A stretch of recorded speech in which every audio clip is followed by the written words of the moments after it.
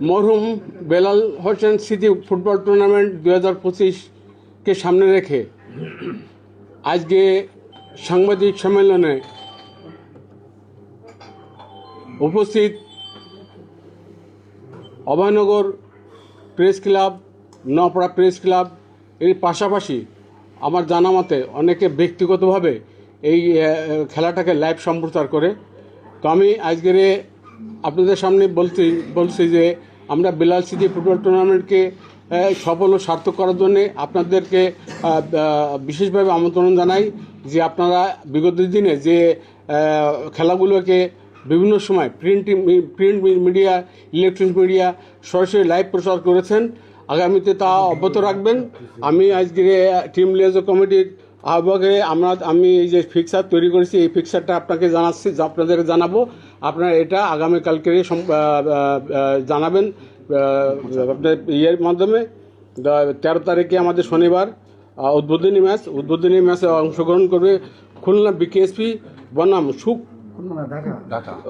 BKSP Dhaka বনাম Sukhpukuria sporting club Chaugachha. দ্বিতীয় খেলা অনুষ্ঠিত হবে 20/12/2025 শনিবার। অংশগ্রহণ করবে সান স্পোর্টিং ক্লাব খুলনা বনাম পাবনা ফুটবল একাদশ। 21 হয়ে গেছে, ওই 21/12/2025 রবিবার ইসমিতা মোমো মাগুরা বনাম রাজবাড়ী ফুটবল একাদশ। 25/12/2025 বৃহস্পতিবার স্বাগতিক নওপাড়া বনাম সাতক্ষীরা ফুটবল একাদশ। 26/12/2025 শুক্রবার প্রথম সেমিফাইনাল। দ্বিতীয় সেমিফাইনাল 27/12/2025 শনিবার দ্বিতীয় সেমিফাইনাল অনুষ্ঠিত হবে। ফাইনালটা আমরা হয়তো 2 দিন অফ রেখে আমরা ঘোষণা করব, সেই মোতাবেক আপনারা সম্প্রচার করবেন। সকলকে আমার পক্ষ থেকে ধন্যবাদ, সকল স্তরের সাংবাদিককে আমার পক্ষ থেকে ধন্যবাদ, অনেক ধন্যবাদ সবাইকে, ধন্যবাদ। আসসালামু আলাইকুম।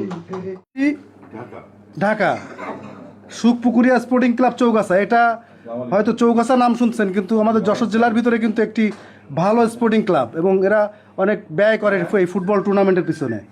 তারপর হচ্ছে সান স্পোর্টিং ক্লাব বনাম পাবনা ফুটবল একাদশ। সান স্পোর্টিং ক্লাব সম্পর্কে আপনারা অনেকেই জানেন, এটা হচ্ছে বাগেরহাটের ফকিরহাটের একটা টিম, এরাও ফুটবলের পিছনে অনেক বিনিয়োগ করে। আর পাবনা ফুটবল একাদশ তো জানেনই, একটা ভালো ফুটবল একাদশ, জেলা একাদশ। তারপর হচ্ছে ইসমিতা মেমো মাগুরা বনাম রাজবাড়ী ফুটবল একাদশ। রাজবাড়ী ফুটবল একাদশও অনেক ঐতিহ্যবাহী একটি ফুটবল একাদশ, জেলা একাদশ। আর স্বাগতিক নওপাড়া তো আপনারা জানেনই, স্বাগতিক নওপাড়া কীভাবে তৈরি করে।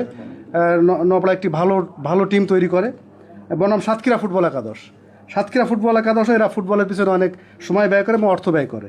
সেক্ষেত্রে আমরা আশা করতেছি যে একটি ভালো ফুটবল টুর্নামেন্ট অভয়নগরবাসী বা নওপাড়াবাসী উপভোগ করবে আমাদের এই টুর্নামেন্টের মাধ্যমে। ধন্যবাদ সকলকে।